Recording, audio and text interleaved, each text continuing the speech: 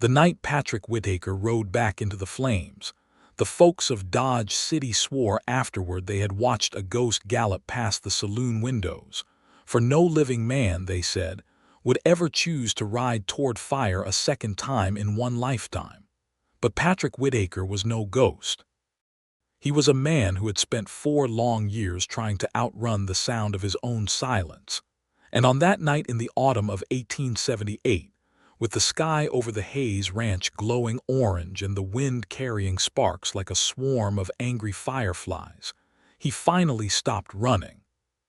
To understand why a grown man would spur his horse straight into a burning barn for a woman who had once looked him in the eye and called him a coward in front of half the county, a person has to go back 4 years, to a spring evening in 1874, when the Kansas prairie still smelled of new grass and Patrick Whittaker was 21 years old and believed, foolishly, that love was a thing a man could simply hold onto without ever being tested. Sarah Hayes was 19 that spring, the eldest daughter of Robert Hayes, a rancher who had come out from Ohio a decade before to raise cattle on the open grass west of the Arkansas River, not far from the little settlement that had grown up around Fort Dodge. Sarah had her mother's dark hair and her father's stubborn chin, and she had grown up riding fence lines and doctoring sick calves alongside her younger brother Tommy, who was 15 that year and already promising to be as fine a horseman as any man on the ranch. Patrick had been courting Sarah since the autumn before, ever since he had come to work for old Hayes as a hired hand, a quiet young man with steady hands and a gentleness that Sarah found she trusted more than the loud boasting of the other cowhands who rode through that part of Ford County. They had an understanding between them, unspoken but as solid as fence wire, that come the following spring, when Patrick had saved enough from his wages, he would ask Robert Hayes for his daughter's hand. Then came the storm. It rolled in from the southwest on a May evening, black clouds stacked up like a wall against the sunset, and lightning that split the sky in jagged white cracks. Robert Hayes was away in Dodge City selling stock, and it fell to Sarah, Tommy, and Patrick to see to the animals before the worst of it hit. The barn stood close to the house, a good solid structure of rough-cut lumber that Robert Hayes had built with his own hands, and inside it that night were 6 horses, 2 milk cows, and though nobody knew it until it was nearly too late, young Tommy Hayes, who had gone back in to fetch a lantern he had forgotten and gotten himself trapped when a bolt of lightning struck the hay loft and set the dry timber alight in an instant. Patrick had been standing not 20 feet from the barn door when it happened. He remembered every detail of it still, years later, the way the fire seemed to breathe outward from the loft, the way the horses began to scream, the way Sarah's voice cracked as she shouted her brother's name into the smoke. And he remembered, with a shame that never fully left him no matter how many miles he put between himself and that night, that his legs would not move. It was as though some invisible hand had reached into his chest and turned his blood to ice water. He had stood there frozen, while the flames climbed higher, while Sarah screamed for someone, anyone, to help her brother, and it was not Patrick Whittaker who ran into that burning barn. It was a hired man named Jim Cassidy, twice Patrick's age, a quiet fellow who had said perhaps 10 words to Patrick in all the months they had worked together, who dropped the bucket he was carrying and charged through the barn door without a moment's hesitation, emerging a full minute later dragging young Tommy by the collar of his shirt, both of them coughing and blackened with soot. Jim Cassidy's arms and back burned so badly that he would carry the scars, and a persistent cough that never left his lungs. For the rest of his days, Tommy survived with a burned leg that left him with a permanent limp, but he survived, and that was the mercy in it. The barn burned to the ground before the rain finally came and put out what was left. And in the gray light of the following morning, with the ruins still smoking and Robert Hayes returned home to find his son bandaged and his barn gone, Sarah Hayes had turned to Patrick Whittaker, her eyes red from crying and her voice shaking with something that was not quite grief and not quite fury but some terrible mixture of both, and she had said the words that would follow him for 4 years across half the cattle trails of Texas and Kansas. "You just stood there," she said. "My brother was burning alive, and you just stood there like a stone. I never want to see a coward's face again as long as I live, Patrick Whitaker." He had tried to explain, that same morning and in the days after, but there were no words that could make sense of what had happened inside him, because he did not fully understand it himself, not then. He only knew that something about the sight of those flames had reached back through the years and grabbed hold of a boy of 7 who had stood outside a burning farmhouse in Missouri, screaming for his father, unable to move, while neighbors dragged what was left of the man out through a window too late to save him. Patrick had never told Sarah about his father.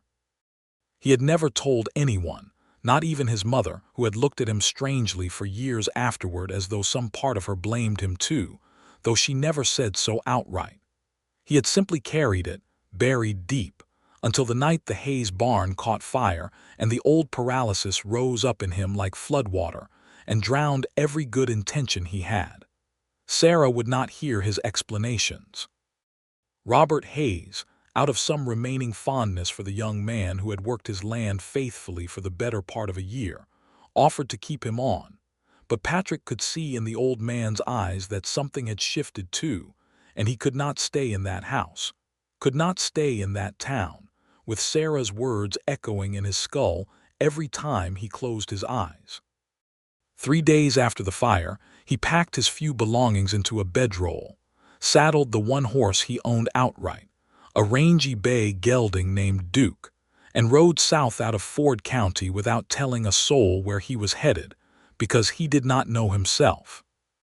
He drifted for a time, working here and there, until he found himself in the spring of 1875 hired on with a trail outfit out of the Nueces River country in Texas, a big cattle operation owned by a hard, fair man named Cyrus Blackwood, who ran herds north along the old Kishom Trail to the railheads of Kansas.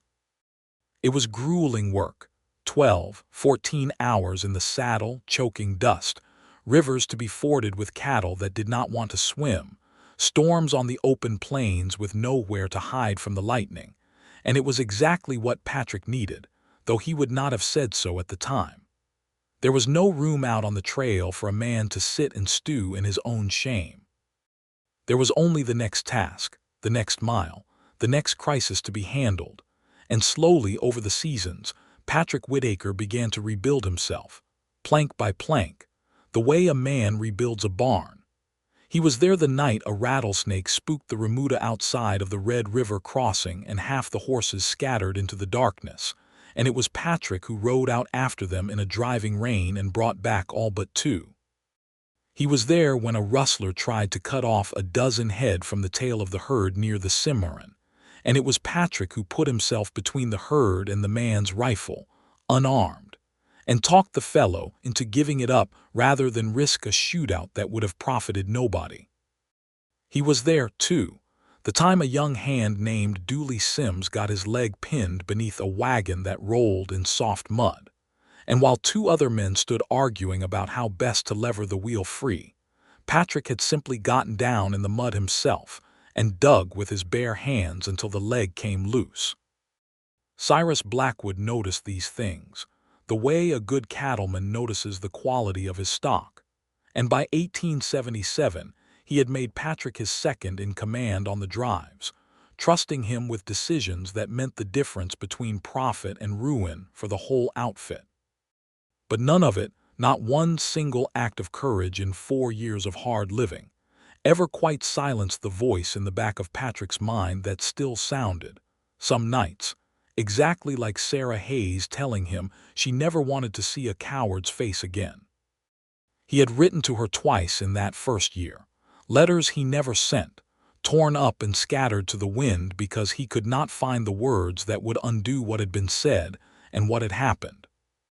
He heard news of Ford County now and then, second-hand from other drovers who passed through that way, that old Robert Hayes had rebuilt his barn, that Tommy Hayes had grown into a fine young man despite his limp, that Sarah Hayes remained unmarried, running much of the ranch business herself now that her father's health had begun to fail, and that she had turned away, it was said, more than one suitor with a sharp word and a colder look.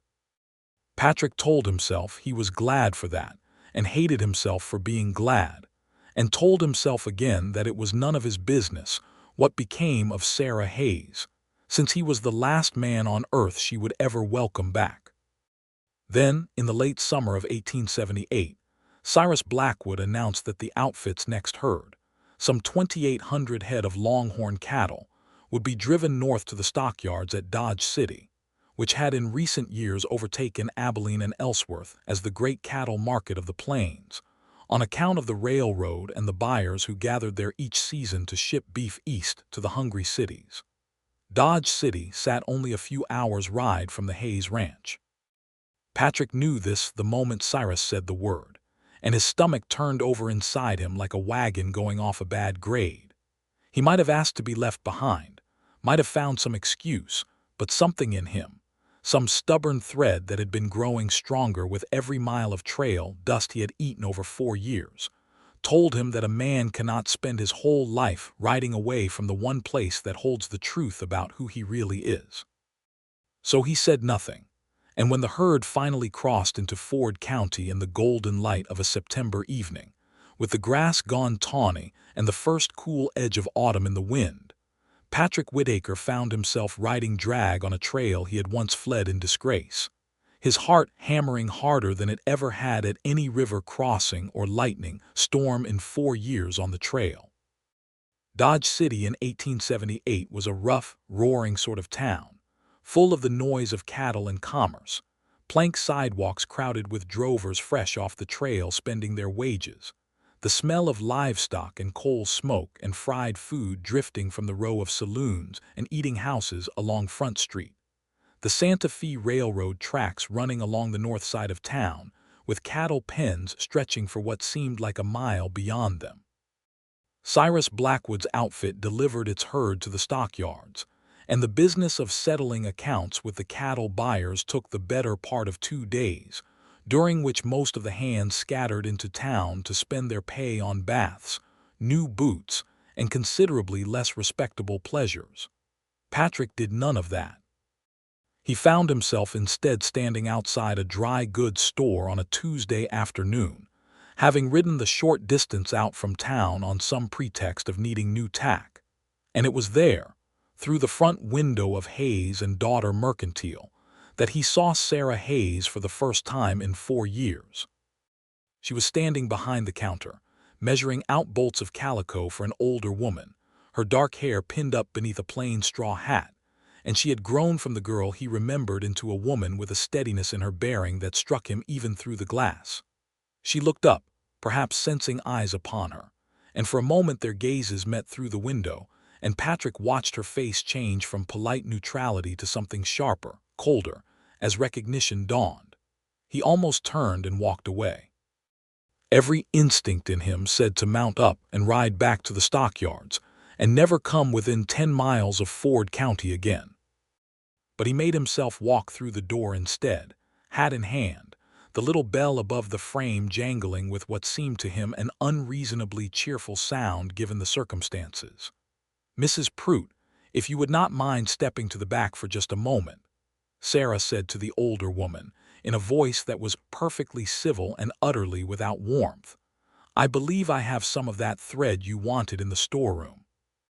Mrs. Prout, sensing something was afoot, went with obvious reluctance, throwing curious glances over her shoulder. "Patrick Whitaker," Sarah said, once they were alone, and his name in her mouth sounded like something carved from ice. "I did not expect to see you in this town, or any town near it ever again. I did not expect to be here, Miss Hayes," he said, and heard how stiff and formal it sounded, 4 years' worth of longing compressed into words as awkward as a green colt. "I am with Blackwood's outfit. We brought a herd up from Texas." Well, she set down the bolt of calico with a precision that suggested she was fighting the urge to throw it at him. "I hope the drive was profitable for you." "Was there something you required from the store?" There was nothing he required from the store. There had never been anything he required from the store. He stood there a moment, feeling the full weight of 4 years and one terrible night pressing down on him, and then he said the only true thing he had to offer. "I wanted to see how your brother was getting on," he said. "And your father, I heard he has not been well." Something flickered across her face, a crack in the ice, quickly sealed over. "Tommy walks with a limp that will never leave him, and he wakes some nights still smelling smoke that is not there," she said. "My father's heart is failing him, slow but sure, and the doctor says there is little to be done for it but rest, which he refuses to take because there is a ranch to run and no son fit enough to run all of it alone. So we manage as we can, Mr. Whitaker, same as we have managed every day since you rode off and left the rest of us to clean up what was left." The unfairness of that stung, because it was not entirely fair. Sarah had made her feelings plain enough that there had been no place left for him to stay, but Patrick understood the grief that spoke through her anger, and he did not argue. "I am sorry for your father's trouble," he said simply. "I mean that. I am sure you do." She turned back to her measuring, her back stiff as a fence post. Was there anything else? There was a great deal else, 4 years of it, but Patrick could see there was no door open to him in that room, not that day. And so he only said, "No, ma'am. I will let you get on with your customer." And he set his hat back on his head and walked out into the September sunlight feeling as though he had been thrown from a horse and had the wind knocked clean out of him. He might have left it there, might have gone back to the stockyards and finished his business with Cyrus Blackwood and ridden south again with the outfit. And this story might have ended with two people who loved each other once living out the rest of their lives on opposite sides of a wound that never healed. But that evening, sitting outside the bunkhouse the outfit had rented for the cruise last nights in town, Patrick found himself talking with Cyrus Blackwood about what came next for him. "You have got good money saved, Whitaker," Cyrus said, working a piece of jerky between his teeth as the sun went down orange over the cattle pens. "Enough to buy into a small spread of your own, if that is what you are after, or enough to keep riding for me another 5 years and end up foreman of the whole operation, if you would rather. What is it you want, son?" Patrick had thought he wanted to see the world, to keep moving, to never again be still long enough for the ghosts to catch up with him. But sitting there with the smell of wood smoke and cattle in the cooling air, he found that the true answer to Cyrus's question had been sitting inside him for 4 years, unexamined, and it had nothing to do with owning land or climbing to foreman. "I believe," he said slowly, "that I have some unfinished business back at a ranch not far from here. I believe I have been running from it a long while and I am tired of running." Cyrus studied him a long moment in the dying light. "Woman trouble," he said. It was not a question, something like that. Well, Cyrus spat the last of the jerky into the dirt and stood, brushing off his trousers. "I have got no use for a man whose mind is elsewhere when there is cattle to move. You have earned your pay fair and square, Whitaker, and you have earned my respect besides, which I do not hand out easy. If you want to stay behind and settle whatever it is that needs settling, you have my blessing, and my door stays open if you ever want to ride with this outfit again." And so it was that when Cyrus Blackwood and the rest of the crew rode south out of Dodge City 3 days later, Patrick Whitaker was not among them. He stayed behind in a town where he knew almost no one, with a bay gelding, a good saddle, a bedroll, and $400 saved from years of hard riding, and he began, very carefully, to make a plan. The plan, as it turned out, was simpler in conception than in execution. Patrick knew that the Hayes Ranch, like most ranches in that country, would be gathering its herds for the fall roundup and branding season, and that Robert Hayes, with his failing heart and his son's bad leg, would be short-handed and likely willing to hire on extra help regardless of his own personal feelings about who was offering. So on a Thursday morning in late September, Patrick rode out to the ranch, presented himself at the door, and asked to speak with Robert Hayes. The old man who answered the door had aged more than 4 years should have accounted for, his hair gone fully gray, his frame thinner than Patrick remembered, but his eyes, when they settled on Patrick's face, were sharp as ever. Patrick Whittaker, Robert Hayes said, in a voice that carried surprise but not the outright hostility Patrick had braced himself for. I heard you were back in the county. Word travels fast on a cattle trail, I suppose. Yes, sir. I am sorry to come calling without warning, but I have heard you might be needing hands for the roundup, and I am asking if you would consider hiring me on. From somewhere behind the old man, in the shadowed hallway of the house, Patrick heard a sharp intake of breath that he knew belonged to Sarah, though she did not step into view. Robert Hayes studied him for a long moment. You have got some nerve, son, I will grant you that, coming back to this door after what happened the last time you stood on this land. I know it, sir. I have thought of little else these 4 years. And what makes you think I would trust you around my stock, or my daughter, given what you showed us the one time it mattered most? Patrick had turned this question over in his mind on the long ride out, and he had decided there was no answer that would sound convincing coming from his own mouth, no promise he could make that would carry any real weight against the memory of that night. So instead he said the only thing that felt honest. I do not ask you to trust me on my word, Mr. Hayes. I ask you to let me work for you, and to judge me by what I do, not by what I say. If I fail you, you can send me off the land the same day, and I will go without a word of complaint. But I am asking for the chance. There was a long silence, broken only by the distant lowing of cattle and the creak of the porch boards under Robert Hayes's shifting weight. Come in and sit a spell, the old man said finally. We will talk terms. But I will tell you plain, Patrick Whittaker, my daughter runs the day-to-day business of this ranch now more than I do, on account of my health, and if she says no to this arrangement, then no is what it will be, and there is no amount of talking that will change her mind. I learned that much about her a long while back. Sarah did say no at first when the matter was put to her that evening at the supper table, her voice rising with a fury that startled even her brother Tommy, who sat quietly through most of the argument with his bad leg stretched out beneath the table and an unreadable expression on his young, scarred face. After everything, you would bring that man back onto this land, Sarah said to her father, her fork abandoned on her plate, her appetite clearly gone. You would let him work our herds, sleep in our bunkhouse, eat at our table after what he did not do 4 years ago. I would let a good hand work our herds when we are short-handed and the roundup is bearing down on us, and I cannot sit a horse for more than an hour without my chest paining me something fierce, Robert Hayes said, with the particular patience of a man who had learned long ago how to weather his daughter's temper.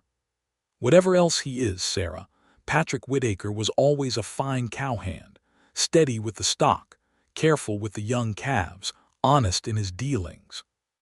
I am not asking you to forgive him for whatever happened between the two of you personally.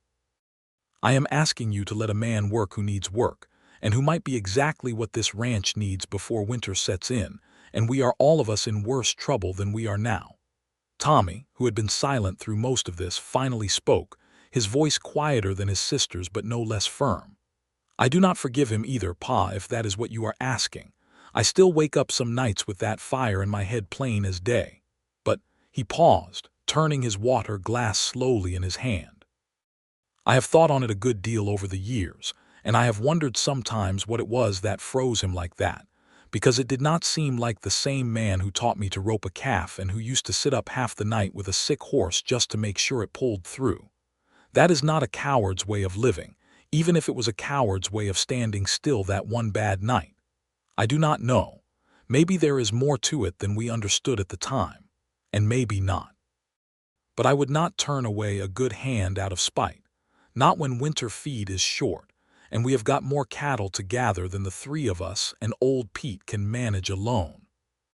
Sarah looked at her brother for a long moment, something working behind her dark eyes, and then she looked at her father, and finally, though her jaw remained set and her eyes remained cold, she gave the smallest of nods.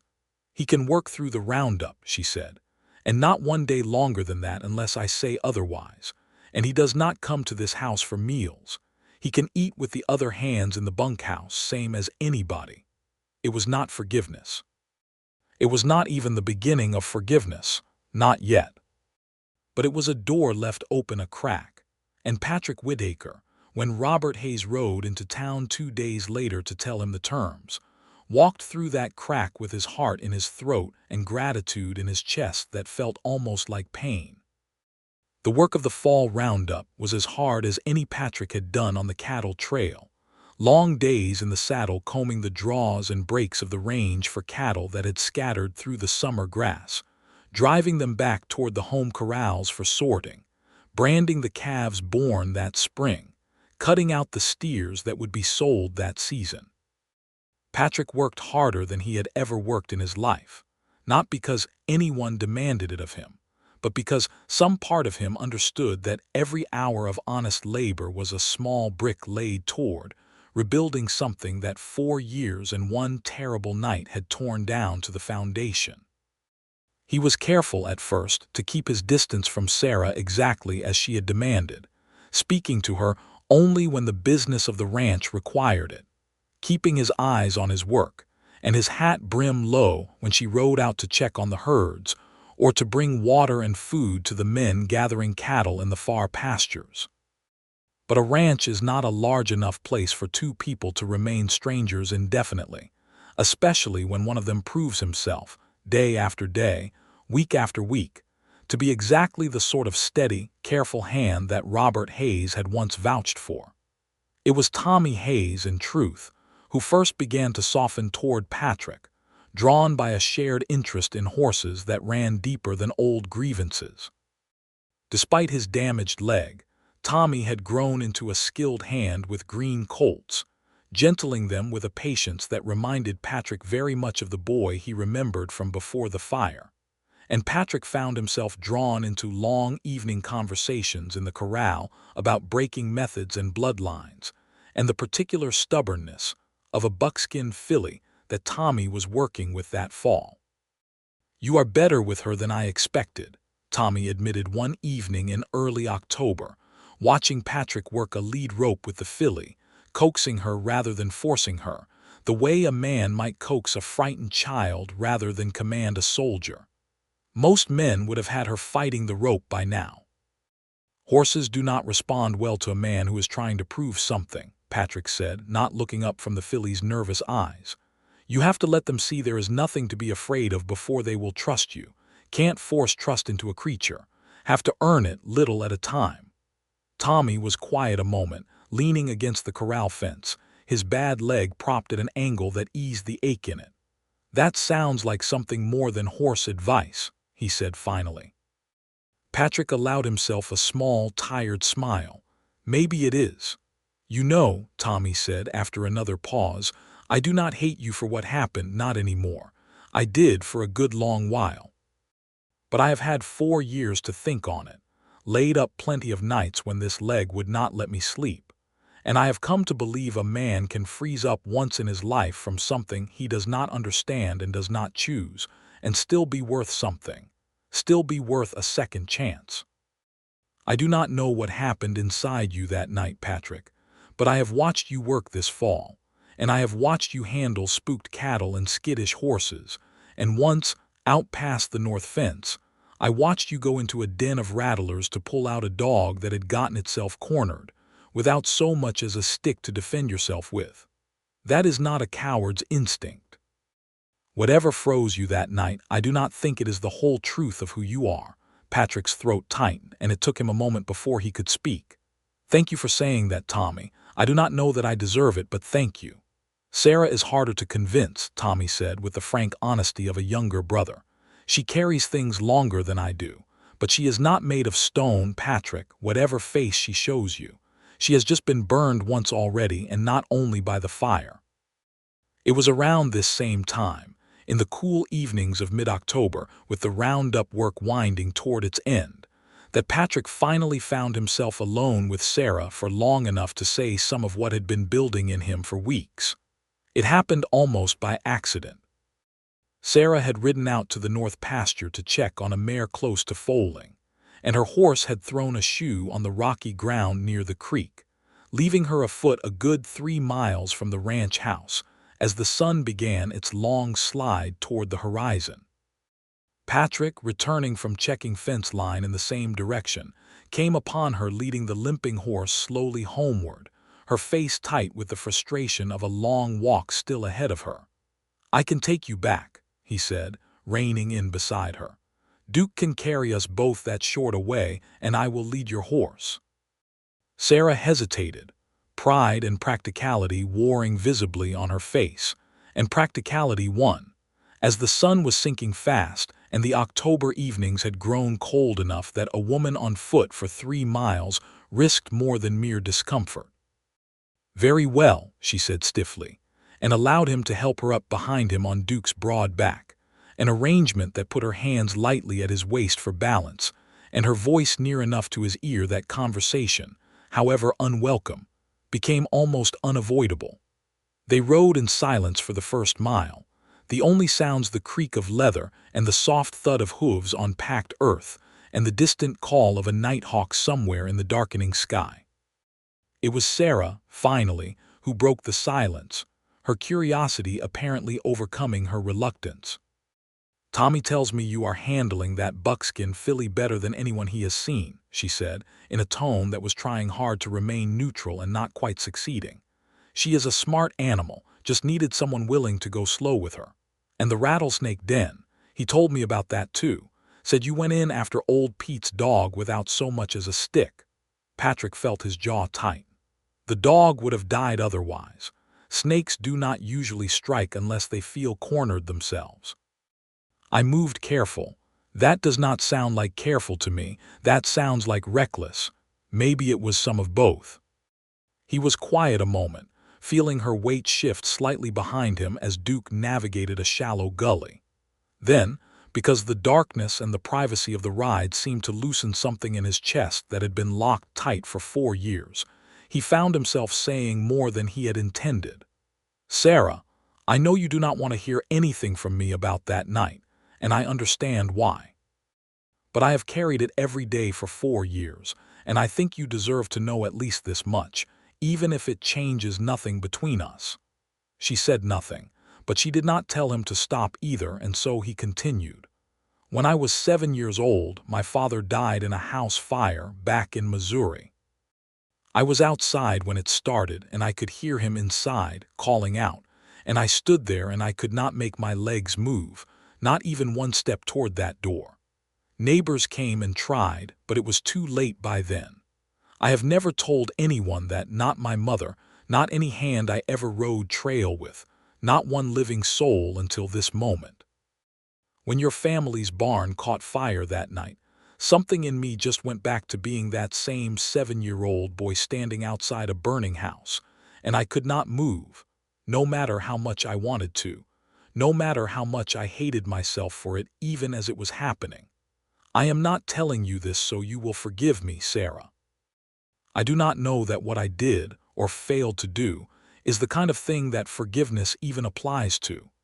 I am telling you because I think you have spent 4 years believing I simply did not care enough to act, and that is not what happened, even if the result was just as terrible either way."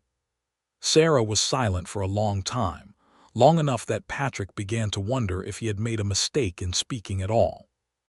When she finally spoke, her voice was quieter than he had heard it since his return, some of the ice gone out of it, replaced with something more like weary sorrow. "I did not know that about your father," she said. "I am sorry for it, truly. But Patrick, do you understand what it was like for me, standing there watching my little brother trapped in that fire, and looking to the man I loved for help, and seeing him simply standing there like a fence post? I was 19 years old and I thought Tommy was going to die in front of me, and in that moment I did not have room in my heart to wonder about the reasons behind what I was seeing. I only had room for the fear. And then, when Jim Cassidy came out of that fire with my brother in his arms, I only had room for the fury at you, because it should not have had to be a stranger who ran in while the man who claimed to love us both stood frozen." "I know it," Patrick said, and his voice was rough with old grief. "I know, and I am not asking you to see it any different than you saw it that night. I only wanted you to know the why of it, even if the why changes nothing about how it looked, or how it felt to you, or what it cost your brother." They rode the rest of the way back to the ranch house in a silence that felt different from the silence they had ridden out in. Not warmer exactly, but less brittle, as though some small crack had opened in a wall that had stood between them for 4 years, letting through the first thin light of something neither of them was ready yet to name. The weeks that followed brought the roundup to its close, the last of the branding done, the steers destined for market sorted and driven to the rail pens outside Dodge City, and with the season's heaviest work behind them, Robert Hayes found himself facing the question of what to do about Patrick Whitaker's employment going forward. It was a question that, to everyone's mild surprise, including her own, Sarah found herself unwilling to answer with a simple dismissal. "He has worked harder this fall than any 2 hands I have had in years," she admitted to her father one evening in November, the two of them sitting by the stove in the front room, while a cold wind rattled the shutters outside. "I do not say that easily, Pa, but it is true, and it would be foolish to send away good help simply out of old spite, when we are still short-handed going into winter." Robert Hayes studied his daughter over the rim of his coffee cup, a small smile tugging at the corner of his mouth that he was careful not to let show too plainly. "Then you would have no objection if I kept him on through the winter, to help with the stock and the fence repairs." Sarah's jaw tightened, but she did not object, and that, from a woman who 4 months earlier had sworn she never wanted to see Patrick Whitaker's face again, was answer enough for her father, who said nothing more on the subject but allowed himself, once his daughter had gone up to bed, a long and satisfied chuckle at the fire. Winter came hard to Ford County that year, with snows that piled deep against the north side of the barn, and cold that froze the creek solid enough to walk across. And through it all Patrick remained, working alongside old Pete and a younger hand named Danny Lassiter to keep the cattle fed, and the water holes broken open, and the fences mended where drifting snow had put pressure on the wire. It was hard, cold, unglamorous work, and it gave Patrick and Sarah countless small occasions to speak with each other over the practical business of ranch management. Occasions that slowly, almost without either of them fully noticing it happening, began to soften into something gentler than mere civility. There was the evening in December when a sudden blizzard caught Patrick and Danny out checking the herd in the north pasture, and Patrick, seeing the storm closing in faster than expected, made the decision to bed the cattle down in a sheltered draw rather than risk driving them home through worsening visibility. A decision that proved sound when the full fury of the storm hit an hour later and might well have scattered a herd driven blind through the whiteout. Sarah, watching from the ranch house window as the storm howled outside and her father paced with worry over the missing hands, found herself praying for Patrick's safety with an intensity that surprised her. And when the 2 men finally came trudging in through the drifts the following morning, half frozen but with the herd safely accounted for, she found herself running out onto the porch without her coat, calling his name with a warmth in her voice she had not allowed herself in years. "You could have frozen out there," she said, once he was inside by the fire, wrapped in a blanket while old Pete's wife fussed over hot coffee. "You could have died of the cold, and for what a herd of cattle mean the difference between this family eating through the winter and not," Patrick said, his teeth still chattering slightly, "seemed worth the risk to me." Sarah looked at him for a long moment, something in her expression that had not been there before, something that looked almost like fear at what she might have lost. "Do not do that again," she said quietly. "Please."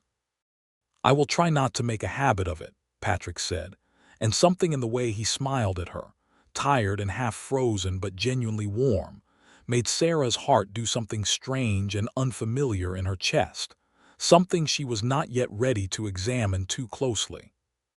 There was the January evening when little Danny Lassiter, only 17 and still learning the harder edges of ranch work, got himself thrown from a green horse and lay stunned in the corral with the animal circling nervously nearby, hooves striking dangerously close to the boy's head, and it was Patrick who vaulted the fence and moved calmly, steadily, between the panicked horse and the fallen boy, speaking low, and even until the animal settled enough for Danny to be pulled clear.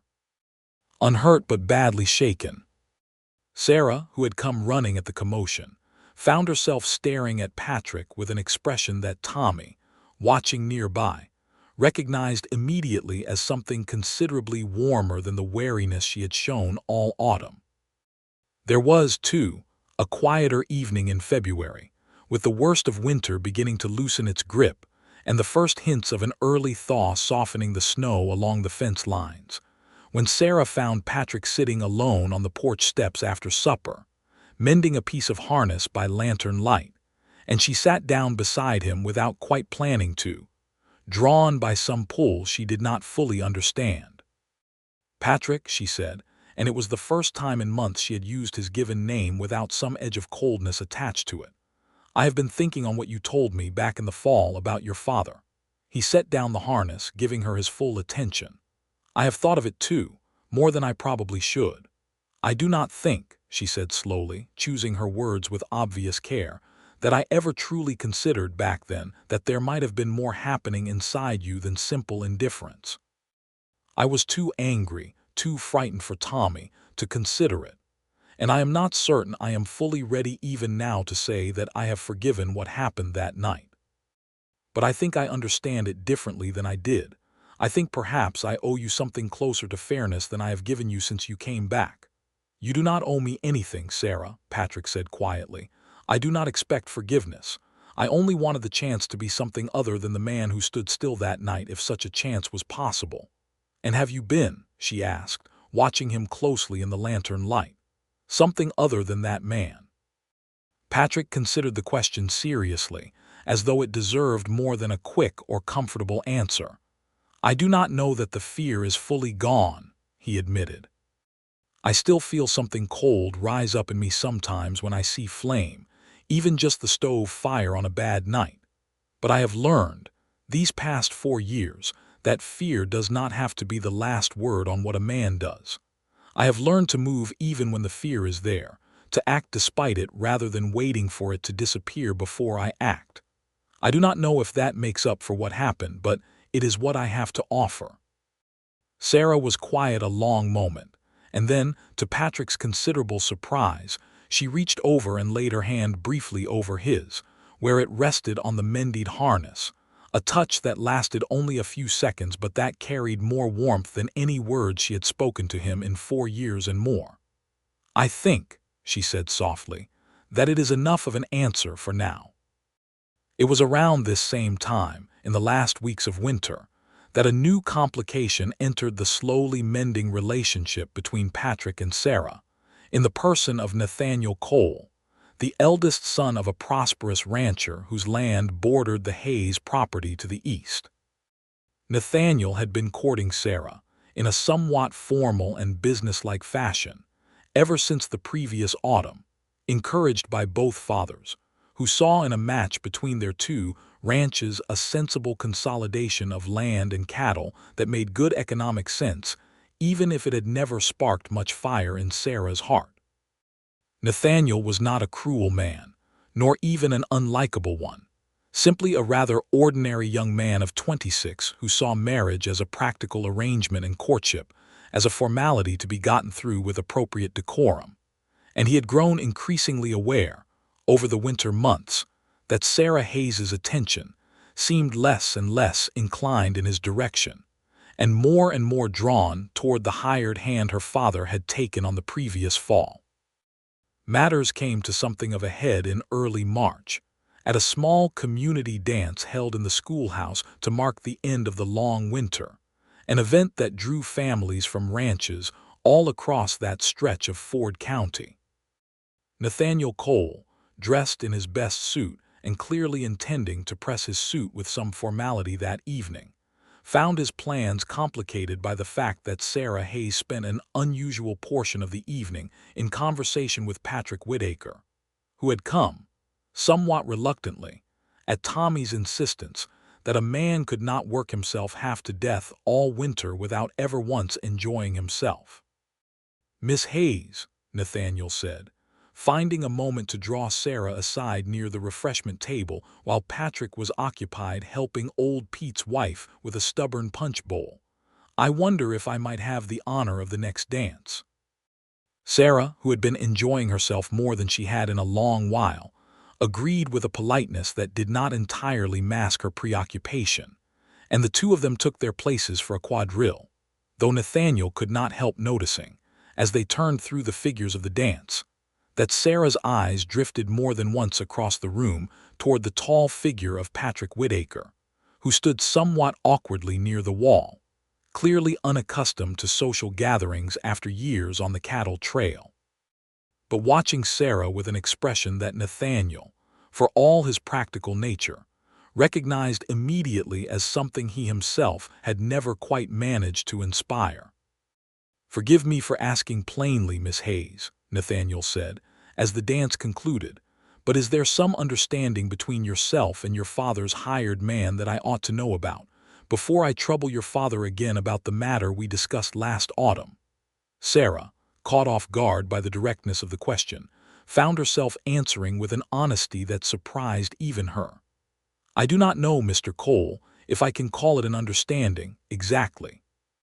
There is a great deal of history between myself and Patrick Whitaker, some of it painful, and I have not yet fully worked out my own feelings on the matter.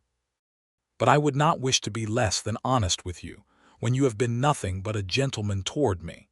I do not think it would be fair of me to encourage a formal courtship between us, while my heart remains as unsettled as it presently is." Nathaniel Cole, to his credit, took this with considerably more grace than many men might have managed. "Then I will trouble you no further on the subject," he said, with a small, rueful smile. "Though I will say, Miss Hayes, that whatever man eventually wins your heart will be a fortunate fellow indeed, and I hope for your sake that he proves worthy of the winning." He bowed and withdrew, and though Sarah felt a small pang of guilt at having disappointed a decent man, she felt also, walking back across the schoolhouse floor to where the refreshments were laid out, a lightness in her chest that told her, more clearly than any amount of careful reasoning could have, exactly where her heart had already settled, whether her mind had fully caught up to the fact or not. Spring came on fast that year, the snow melting in a rush that swelled the creek and greened the pastures almost overnight, and with it came the ordinary business of a ranch waking from winter, calving season in full swing, fences to be checked after the winter's damage, and the constant vigilance against the spring's particular dangers, sudden storms, swollen creeks, and though nobody yet suspected it, the return of cattle rustlers who had been working the county's edges the previous 2 seasons, stealing small numbers of stock here and there under cover of darkness, and driving them off to be sold under altered brands in the wilder country to the west. Robert Hayes had lost perhaps a dozen head to rustling over the 2 previous years, an aggravation he had mostly borne with the weary resignation of a man who understood such losses as an unavoidable cost of ranching in open country. But as spring wore into early autumn of 1878, and the losses began to mount, 6 head one week, 10 the next, suspicion grew that the rustling had grown bolder and better organized than in years past. Robert Hayes rode into Dodge City in September to consult with the county sheriff, and though little concrete action resulted, word went round among the ranchers of that district that extra vigilance was called for, particularly with the fall gathering approaching and larger numbers of cattle concentrated near the home ranches for sorting and shipping. It was against this backdrop of quiet, growing tension that the night of the second fire arrived, on a clear evening in late September of 1878, almost exactly 4 years to the week since the first fire had torn Patrick Whitaker's life apart and sent him fleeing south along the cattle trails.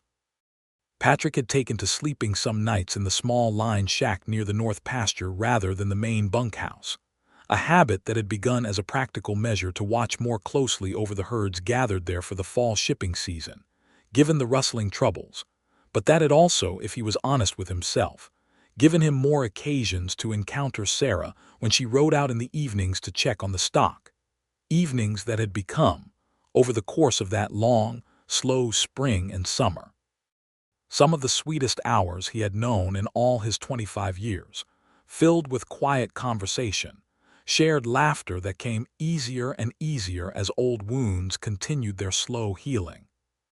And on one memorable evening in July, beneath a sky full of stars, a first tentative kiss that neither of them had planned but neither of them had regretted.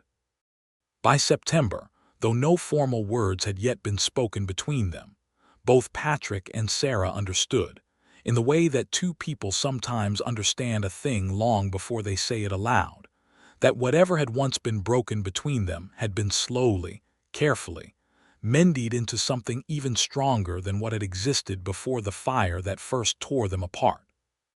On the night in question, Patrick had ridden out to the line shack as usual, planning an early night after a long day of sorting cattle for the coming shipping drive, when he was woken past midnight by the sound of gunfire, distant but unmistakable, coming from the direction of the home ranch. He was in the saddle within a minute, Duke's hooves pounding the dark ground as he raced the 2 miles back toward the ranch house, his heart hammering with a dread that had nothing to do with the fear that had once frozen him, and everything to do with a very simple, very human terror at the thought that Sarah might be in danger. What he found, as he crested the last rise before the ranch buildings came into view, was a scene of chaos lit by an orange glow that turned his blood to ice water even as his hands remained steady on the reins. Rustlers, perhaps 5 or 6 of them, had struck the ranch under cover of darkness, intending to cut out a portion of the gathered herd from the corrals near the barn, but something had gone wrong with their plan. A shot fired in warning by old Pete, who slept in the bunkhouse and had heard the disturbance, had spooked one of the rustlers into firing back, and in the confusion a dropped lantern, or perhaps a deliberately thrown torch, nobody would ever be entirely certain which, had set the dry hay stacked along the barn's south wall ablaze.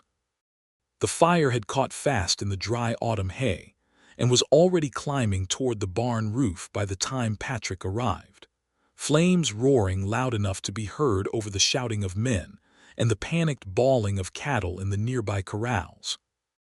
Old Pete and Danny Lassiter were exchanging fire with 2 of the rustlers from behind the water trough, while Tommy, his bad leg slowing him but not stopping him, was working desperately to open the corral gates and drive the terrified cattle clear of the spreading flames before the whole herd stampeded into the fire itself. And Sarah, Patrick saw with a horror that seized his chest like a fist, was nowhere in sight among the figures moving in the fire-lit chaos, until Tommy, catching sight of Patrick reining up hard beside him, shouted words that turned that horror into something far sharper and more immediate. "She went in for the mare, Patrick, the one close to foaling. She is stalled at the far end, and Sarah went in to get her out before the fire caught that end of the barn, and she has not come back out. I do not know what has happened. I cannot leave this gate or the whole herd will stampede clear to the river." Patrick did not wait to hear the rest. Every instinct that had once frozen him solid outside a burning house in Missouri rose up in him in that instant, the old cold paralysis reaching for his legs, his chest, his throat, exactly as it had 4 years before, exactly as it had when he was 7 years old listening to his father's voice calling from inside a burning farmhouse. But this time, Patrick Whitaker did not stand still. He was off Duke's back and running toward the barn door before the old fear had finished rising in him, some part of his mind still screaming at him to stop, to wait for help, to do anything other than what he was doing, while the greater part of him, the part that had spent 4 years learning that courage was not the absence of fear, but the choice to move despite it, drove his legs forward through the smoke and heat pouring from the barn's open door. The heat inside was a living thing, pressing against his skin like a hand, the air thick with smoke that seared his lungs and stung his eyes to tears, the roar of the flames overhead deafening as burning hay and timber crashed somewhere behind him. He could hear the mare screaming from the far stall, a sound of pure animal terror, and beneath it, fainter, he heard Sarah's voice, coughing, calling out something he could not quite make out through the chaos. "Sarah!" he shouted, pulling his neckerchief up over his mouth and nose, dropping low where the air was marginally clearer beneath the worst of the smoke. "Sarah, keep talking, tell me where you are." "Here," came her voice, weaker than he had ever heard it, from the direction of the far stalls. "The stall door, it is stuck. I cannot get it open and the mare will not move." He found her a moment later in the flickering orange light, struggling with a stall latch that had warped and jammed in the heat, the panicked mare rearing and screaming behind the barrier, close enough to the spreading flames that its mane had already been singed. Sarah's face was streaked with soot and tears, her eyes wide with a fear that Patrick recognized, with a strange and sudden clarity even in the midst of the danger, as the same fear he had spent 4 years learning to move through rather than be paralyzed by.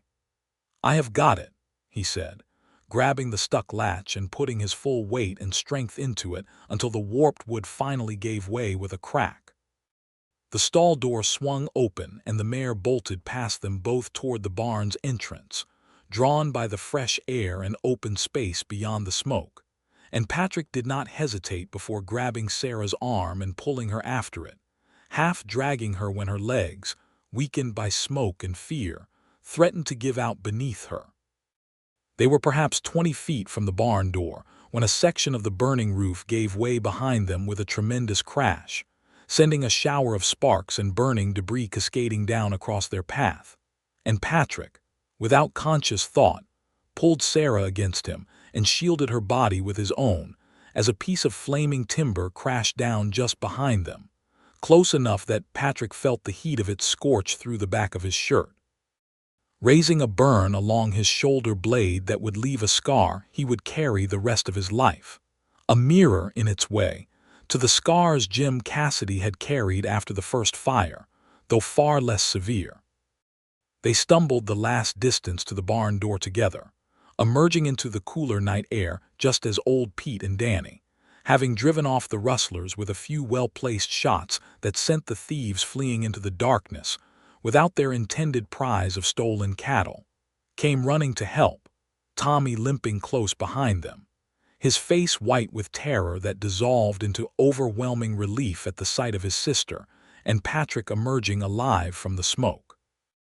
Patrick collapsed to his knees in the dirt a few feet from the barn, coughing violently, the burn on his shoulder blazing with pain that he had not fully registered until the adrenaline of the rescue began to fade.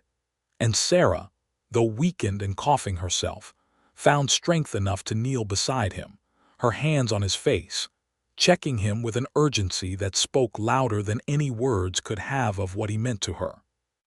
"You are burned," she said, her voice cracking as she saw the scorched fabric of his shirt across his shoulder. "Patrick, you are burned. We have to get you to the house. We have to tend to this."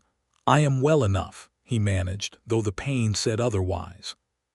"Sarah, are you hurt? Did the smoke?" "I am well," she said, though tears were streaming down her soot-streaked face, mixing with the grime and tracks that caught the dying firelight. "Patrick, you came back into that fire for me. After everything, after what I said to you, you rode straight into that fire without a moment's hesitation." "There was hesitation," he admitted, his voice rough with smoke and emotion both. "There is always hesitation, Sarah. The fear does not leave a man just because he has decided to act despite it. But I could not stand still, not this time. Not when it was you in there." The barn, despite the men's efforts with buckets from the nearby well and creek, was largely lost by the time the flames were finally brought under control in the early hours of the morning, though the corrals had been cleared in time to save the majority of the herd, and no lives had been lost. A small mercy that Robert Hayes, roused from his sickbed by the commotion and helped out onto the porch to watch the fire's aftermath, gave thanks for with tears in his own eyes as he watched his daughter and Patrick Whitaker sitting together in the dirt, alive, whole, and holding onto each other, as though neither intended to ever let go again. The days that followed brought their own quieter dramas, as word spread through the county of the rustling attempt in the fire, and the sheriff rode out from Dodge City to take statements and organize a posse that would, over the following weeks, succeed in tracking down and arresting 3 of the rustlers responsible, recovering a portion of the stolen cattle from previous thefts in the process. A small measure of justice that brought some closure to the troubles that had plagued the ranchers of that district for the better part of 2 seasons. Patrick's burn, though painful, proved less severe than it might have been, thanks to the quick application of cold water and a poultice prepared by old Pete's wife, who had some skill in doctoring such injuries from her years on the frontier. And within a few weeks the wound had begun to heal, leaving a scar that Sarah would trace with gentle fingers many times in the years to come. A mark she came to think of not as a symbol of the fire that had caused it, but as a symbol of the courage that had walked through that fire for her sake. It was on an evening perhaps 2 weeks after the fire, with the new barn already under construction, thanks to the combined labor of neighboring ranchers who had turned out, as was the custom in that country, to help a family rebuild after disaster, that Patrick finally found the words he had been carrying, unspoken, for months. He and Sarah were sitting together on the porch steps of the ranch house, watching the last light fade from the western sky, the scar on his shoulder still tender beneath his shirt but healing well, when he turned to her with an expression of such open vulnerability that Sarah's heart nearly stopped in her chest. "Sarah," he said, "I have loved you since the first season I worked this ranch, 5 years ago now, and I never stopped loving you through every mile I rode away from here in shame, and I love you now more than I have words to properly say. I know I do not deserve a second chance after what happened, but I have spent 4 years trying to become a man worthy of one, and I am asking you now, if you will have me, if you will consider spending the rest of your life with a man who cannot promise you he will never be afraid, but who can promise you he will never again let that fear be the last word on what he does." Sarah was quiet a long moment, tears standing bright in her eyes in the fading light, and when she finally spoke, her voice was steady with a certainty that had been building in her, unacknowledged for the better part of a year.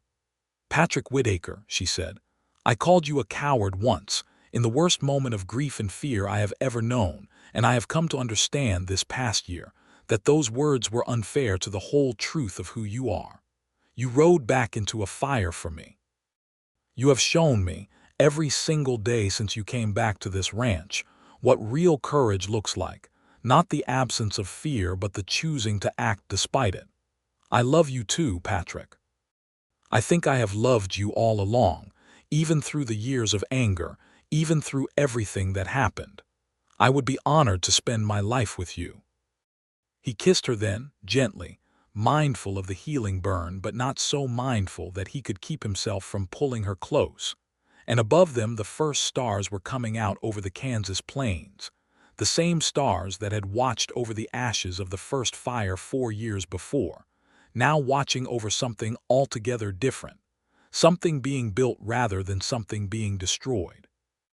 They were married the following spring, in April of 1879, in a small ceremony held in the newly rebuilt barn, its fresh-cut lumber still smelling of sawdust and hope, with Robert Hayes, his health somewhat improved by a winter of good news and lighter worries, walking his daughter the short distance from the house to give her away, and Tommy Hayes, walking without his usual limp being quite so pronounced on that particular day, standing as Patrick's best man.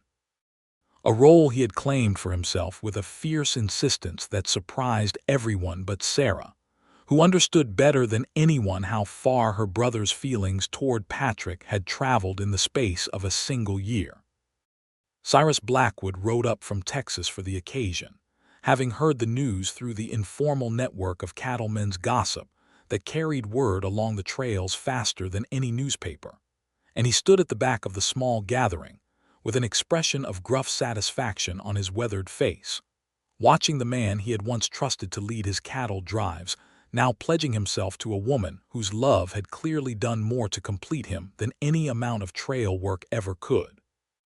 "I told you once that fear does not have to be the last word on what a man does," Patrick said to Sarah, as they stood together after the ceremony.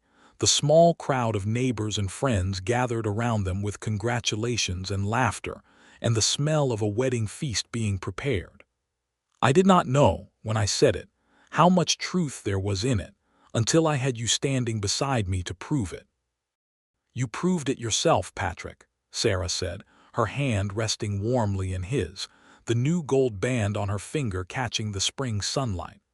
"Long before you ever said those words to me. You proved it every single day this past year, in 100 small ways I did not always see until I stopped letting my old anger blind me to them." Robert Hayes lived another 6 years past that wedding day, long enough to see 2 grandchildren born to Patrick and Sarah. A son named Robert after his grandfather, born in the winter of 1880, followed 2 years later by a daughter they named Mary, after Patrick's own mother, who had passed some years before but whose memory Patrick honored gladly in the naming of his firstborn daughter.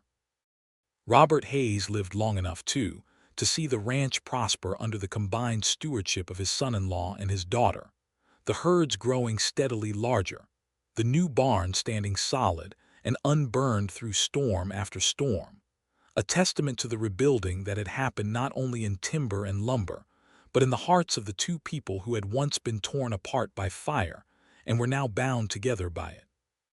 Tommy Hayes, for his part, went on to become one of the finest horse breeders in that part of Kansas, his skill with green colts having grown over the years into a reputation that drew buyers from as far away as Colorado.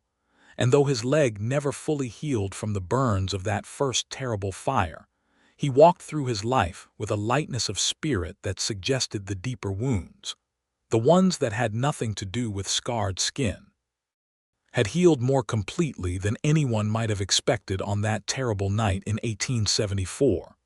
Patrick Whittaker never fully lost his fear of fire, not entirely, not in all the years that followed. Some part of that frightened 7-year-old boy remained inside him always, just as some part of the frozen young man who had stood paralyzed outside a burning barn remained inside him too, a permanent resident of his memory that he learned over time, not to hate, but simply to acknowledge, the way a man acknowledges an old injury that aches sometimes in cold weather but no longer controls the whole shape of his life. When their son Robert, at the age of 5, once got too close to the kitchen stove and startled everyone with a small burn on his hand, Patrick found himself moving instantly, without hesitation, scooping the boy up and tending the burn with steady, practiced hands. And Sarah, watching from across the room, felt her heart swell with a love and pride so large it nearly ached, knowing exactly how far her husband had traveled from the frightened boy and the frozen young man to become the steady, courageous father standing before her. They lived out their years on that same stretch of Kansas prairie, watching the wild grasslands slowly give way, over the following decades, to fenced pastures and plowed fields as more settlers arrived, and the old open range began its long, inevitable transformation into something more settled and civilized, though never entirely losing the rugged beauty that had first drawn Robert Hayes to that country back in the years before either Patrick or Sarah had been born. Patrick eventually bought a modest parcel of land adjoining the Hayes Ranch, built with his own hands and the help of neighbors a house of his own for his growing family, though the 2 properties functioned in practice as one combined operation, run jointly by Patrick and Sarah with the same steady partnership that had carried them through fire, through loss, through 4 years of separation, and a lifetime of learning what real courage looked like. On the evening of their 20th wedding anniversary, in the spring of 1899, with their children grown, Robert working alongside his father on the ranch, and Mary recently married to a young schoolteacher who had come west to teach in the growing town of Dodge City, Patrick and Sarah sat together on the porch of the house Patrick had built, watching the sun set orange and gold over the same grasslands where they had first fallen in love more than a quarter century before, where they had lost each other to fire and fear, and found their way back to each other through a courage that had taken years to fully bloom. "Do you remember?" Sarah said, her hand resting comfortably in his, weathered now by years of ranch work and the raising of children but no less gentle for it. "The words I said to you that morning after the first fire. I have thought of them often through the years, and I have wondered if you ever fully forgave me for saying them." "There was never anything to forgive," Patrick said, watching the last light fade across the horizon with the particular contentment of a man who had, against considerable odds, found his way home. "You spoke out of fear and grief for your brother, and I understood that even then, though it took me years to stop letting it define how I saw myself. I do not think of those words with any bitterness now, Sarah. I think of them instead as the beginning of the road that led me back to becoming a man worth loving. Without that fire, without those words, I might never have found the courage that eventually brought me back to you." "I am glad of it then," Sarah said softly, leaning her head against his shoulder, against the old scar that still marked the skin beneath his shirt, a permanent reminder of the fire he had walked through for her sake. "I am glad of every hard year that led us here, to this porch, to this life we have built together." They sat together as the stars came out over the Kansas plains, the same wide sky that had watched over so much of their shared history, the fires and the fears, and the long, hard road of forgiveness and growth that had carried two broken young people through years of separation, and brought them back together, older, wiser, and more deeply in love than either of them could have imagined possible on that terrible night so many years before, when a barn had burned, and a young man's world had fallen apart along with it. Patrick Whittaker had once been called a coward by the woman he loved, in the worst moment of both their lives, and he had spent 4 years believing that word might define him forever. But in the end, it was not the fear that defined him, nor even the failure of that one terrible night.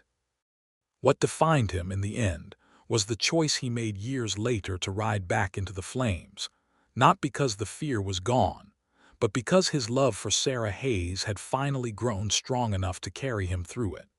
And that choice, more than any other single moment in his long and eventful life, was the one that finally, truly, made him the man he had always hoped he could become.